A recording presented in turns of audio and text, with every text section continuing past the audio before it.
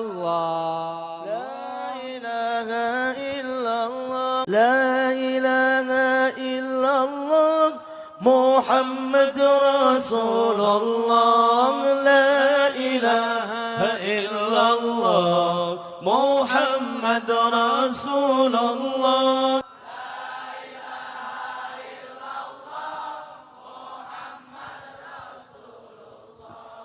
Indonesia negeriku, merah putih benderaku, Pancasila pilarku, Garuda di dadaku.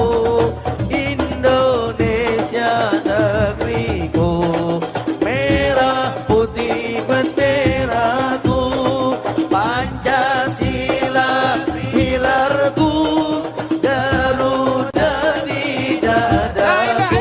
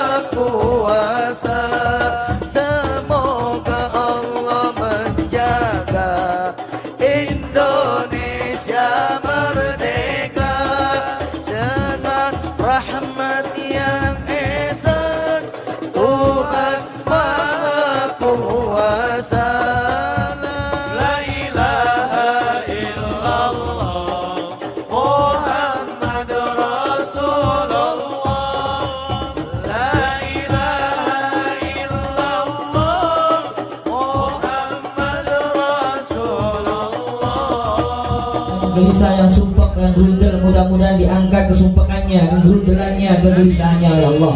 Dan mudah-mudahan diberikan kebahagiaan, keriangan dan kesenangan. Amin ya rabbal alamin. Semoga yang hadir malam hari ini angkat tangannya dipanjangkan umurnya oleh Allah. Semoga kita semua dijaga oleh Allah, dilapangkan rezekinya oleh Allah, dimudahkan urusannya oleh Allah, dan dikabulkan semua hajat-hajatnya oleh Allah. Hajat di dunia bil maisarah, hajat di akhirah bil maghfirah. Amin ya rabbal alamin. Dan insya Allah untuk perayaan Riyadhus Shafal Maulid malam Ahad perayaannya. Kalau penutupannya kan malam Rabu, ya. Ya, malam Rabu atau malam Kamis? Malam Rabu. Ya. Malam Rabu kita penutupan, dan untuk perayaannya malam Ahad dan Pondok. Itu untuk asal-asalan perayaan Safari Maulid 40 malam. Jadi saya umumkan lagi untuk perayaan Safari Maulid 40 malam malam Ahad Beijing, Gaiten Pondok. Monggo hadir, nggih. Konco-konco sing ilmu hikmah gawa ingkung dewe-dewe. Tasyakuran, tasyakuran kita perayaan daripada hormat kepada Kanjeng Nabi Muhammad sallallahu alaihi wasallam. Ayo perayaan ini hajat kita bersama, ya.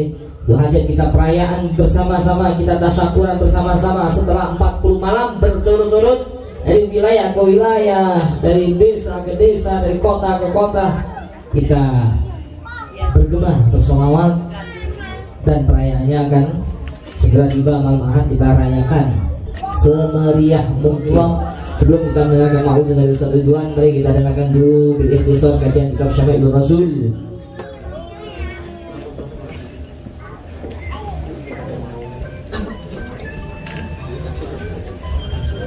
Dapat pesan dari Sayyidul Bait, ada ru'yah masal, setelah kajian kitab Syama'ilun Nabi bil ikhtisar kita ru'yah masal terus Ustaz Ridwan kepada Ustaz Ilham kepada Qobon.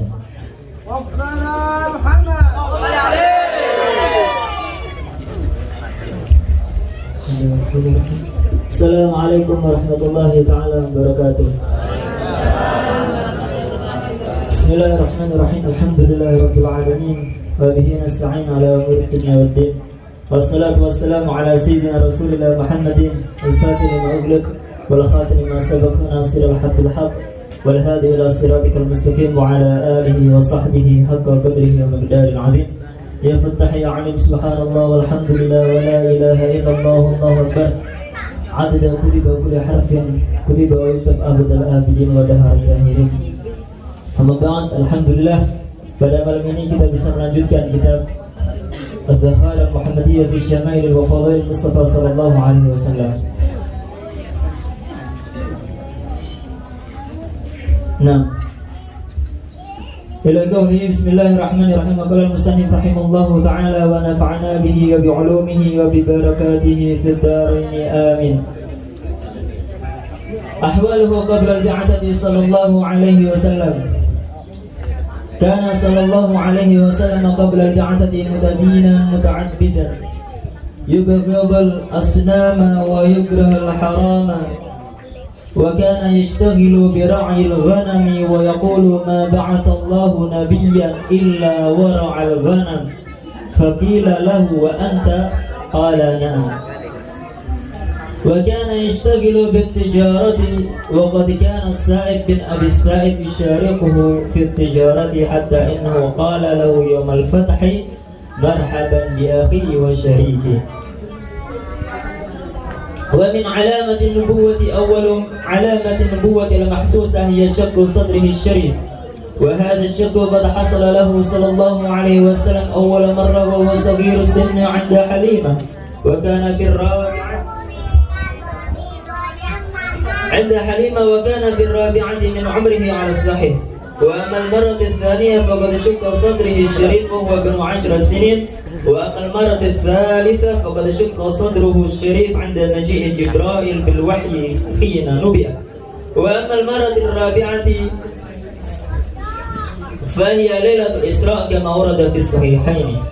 Nah, sampai pada pembahasan keadaan baginda Nabi Muhammad sallallahu alaihi wasallam sebelum diutus menjadi nabi.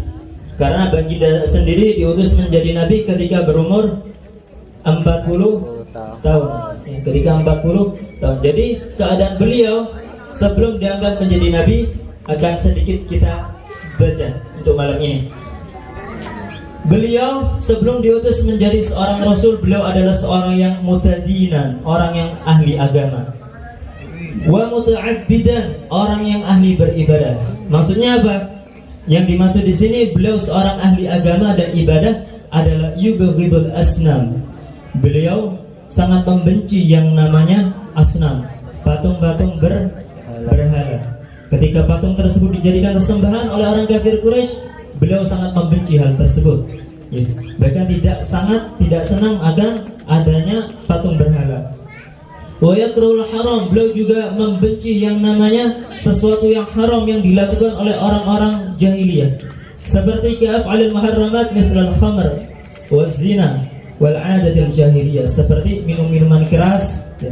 Ketika itu beliau sama sekali tidak pernah menyentuh yang namanya minuman keras. Juga zina, beliau sangat membenci perbuatan zina, dan juga adat-adat yang dilakukan oleh orang-orang kafir Quraisy yang lainnya.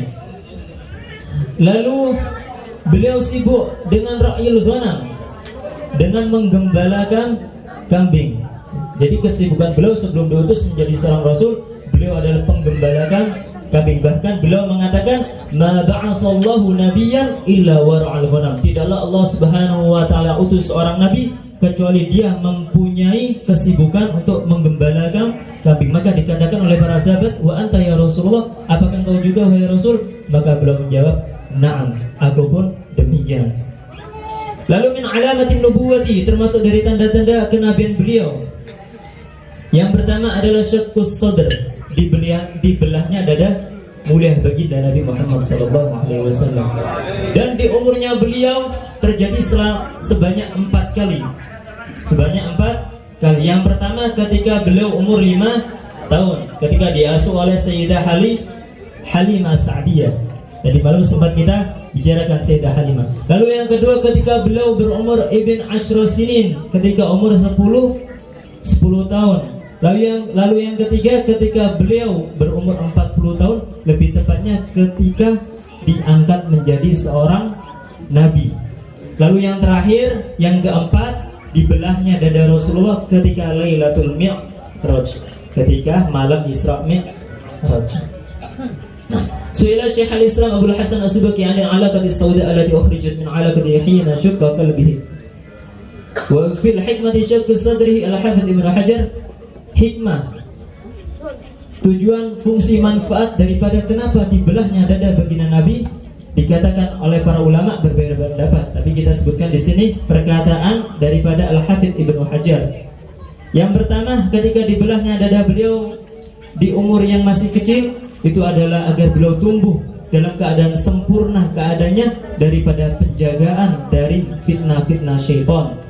Jadi agar beliau itu besarnya terhindar dari fitnah-fitnah syaitan. Makanya dibelah dada beliau dan dikeluarkan alaqatus sauda, bagian-bagian alaqah, suatu tempat yang dimana itu tempat syaitan ketika membisikkan fitnah-fitnahnya. Maka itu dikeluarkan dari hati Nabi Muhammad, lalu disucikan dengan air Zam-Zam. Berkaitan dengan air Zam-Zam, kita mempunyai sebuah pertanyaan. Di dunia ini, dari diciptakan Nabi Adam sampai sekarang, air apakah yang paling mulia menurut kita? Air Zam-Zam. Kebanyakan kita mengira air Zam-Zam, padahal tidak. Air Zam-Zam masih nomor 2. Nomor 1 apa? Nomor 1, air yang paling mulia adalah air yang keluar dari jari jemarinya baginda Nabi Muhammad SAW, yang terjadi beberapa tahun setelah beliau diutus menjadi nabi ketika terjadi suatu peperangan. Lalu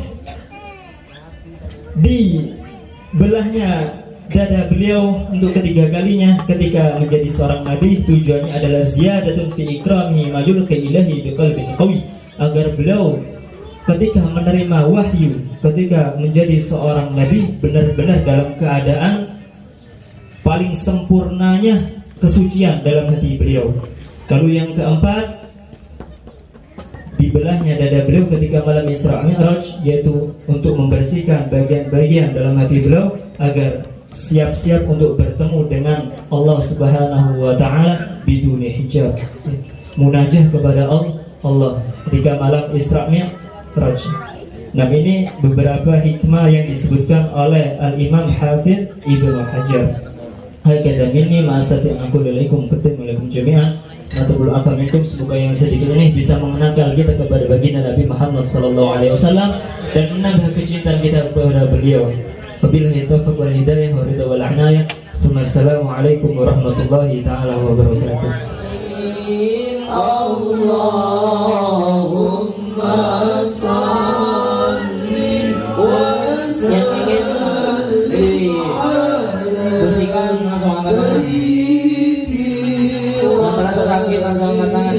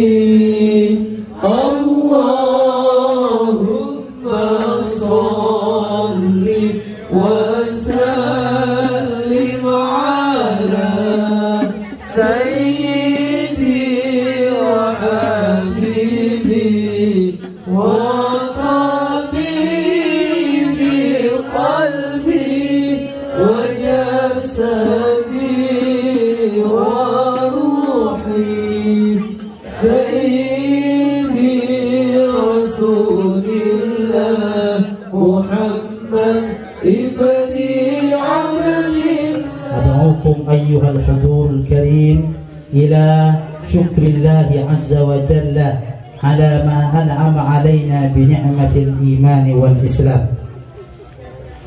Hadirin hadirat, ma'asyiral muslimin wa zumratal mu'minin rahimakumullah. Yang kita hormati dan kita muliakan bersama ashabul fadilah wal karamah, para alim ulama, wabil khusus kepada Mudir Ma'had Tariqil Jannah Bapak Kiai Haji radhiyallahu atalallahu baqa'ah wa azzahu bi'azzih wa akramahu bikaramih.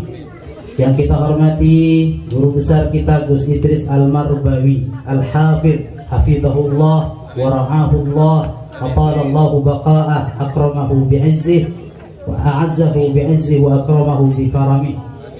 Yang kita hormati guru besar kita Master Farhan atalallahu baqa'ah wa ra'ah.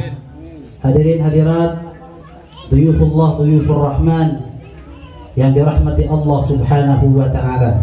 Alhamdulillah, kita bersyukur kepada Allah subhanahu wa ta'ala bahwa kita semua dijadikan umat terbaik sebagaimana firman Allah di dalam Al-Quran, Bismillahirrahmanirrahim, kuntum khaira ummatin ukhrijat linnasi ta'muruna bil ma'rufi wa tanhauna 'anil munkar.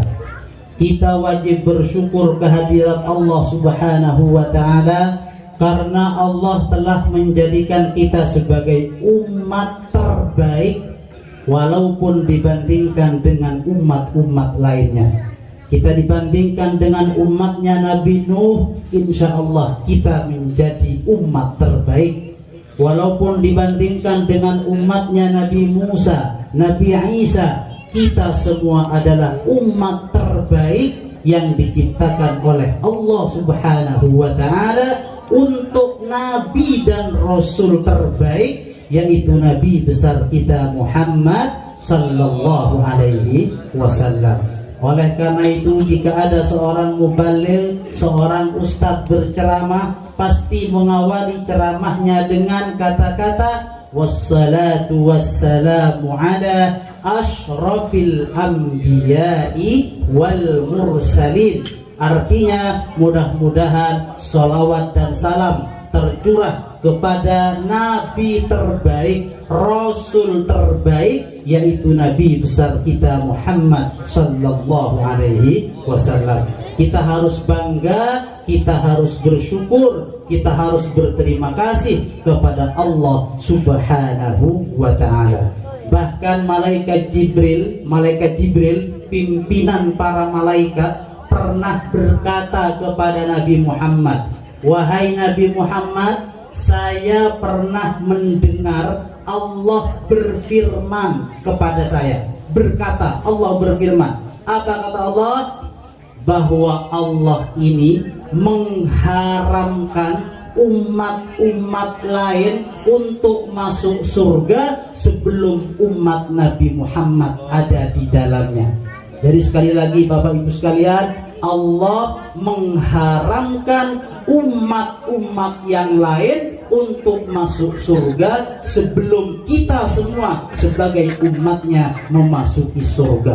Oleh karena itu, sebagai tanda terima kasih kita kepada Allah dan kepada Rasulullah, kita selalu memanjatkan syukur dan sholawat kepada baginda Rasulullah sallallahu alaihi wasallam.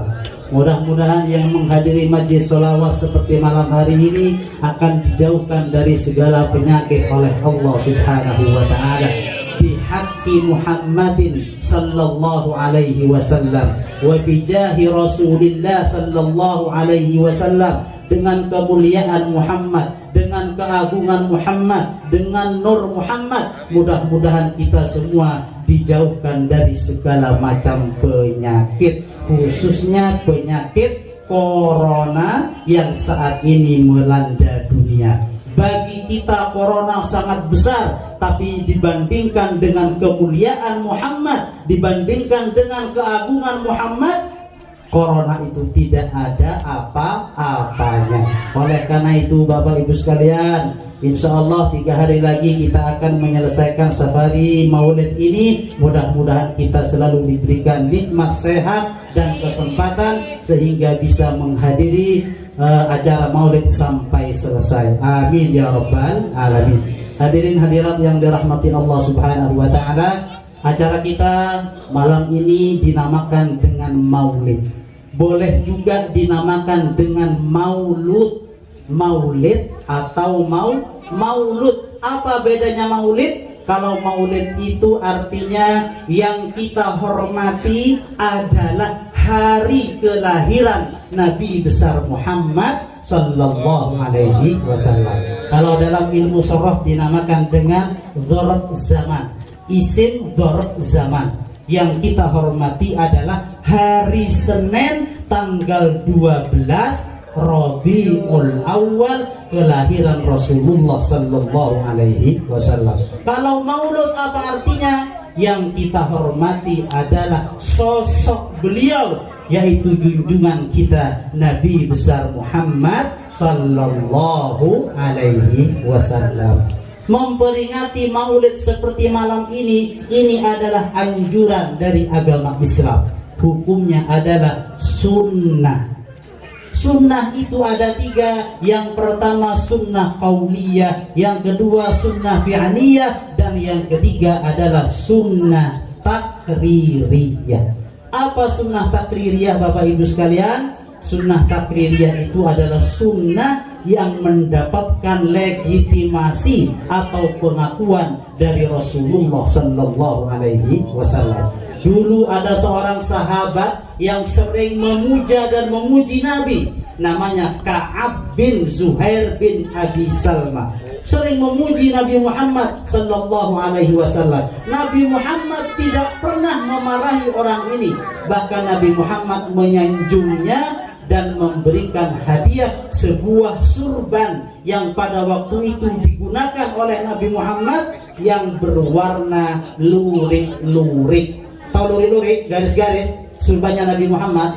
Nah, surban yang warnanya garis-garis, lurik-lurik itu dalam bahasa Arab dinamakan dengan burda. Kalau surban seperti punya saya, polos, ini bahasa Arabnya battaniyah. Ala furushin batainuha min istabrak di dalam Al-Quran. Jadi Bapak Ibu sekalian, surban yang diberikan oleh Nabi Muhammad kepada Ka'ab bin Zuhair sampai saat ini masih diabadikan di dalam sebuah museum Topkapi di Turki. Mudah-mudahan kita semua yang hadir di majelis ini bisa sowan ke Turki, bisa menyaksikan langsung peninggalan surban Nabi besar kita Muhammad sallallahu alaihi wasallam. Itu saja yang dapat saya sampaikan, mudah-mudahan bermanfaat. Syukran lil jami', dumtum fil khairi wal barakah. Wassalamualaikum warahmatullahi wabarakatuh. Nabi salam alaika ya Rasul, salam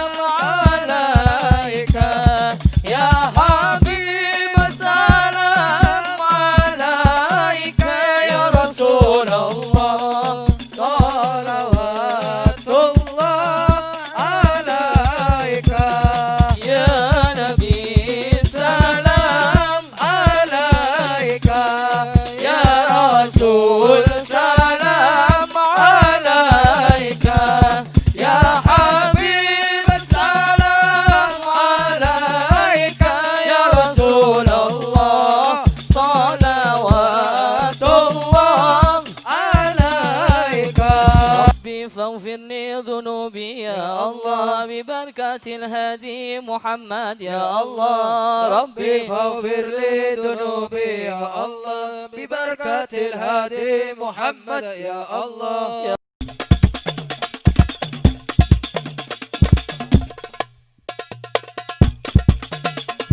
صلوا على النبي محمد.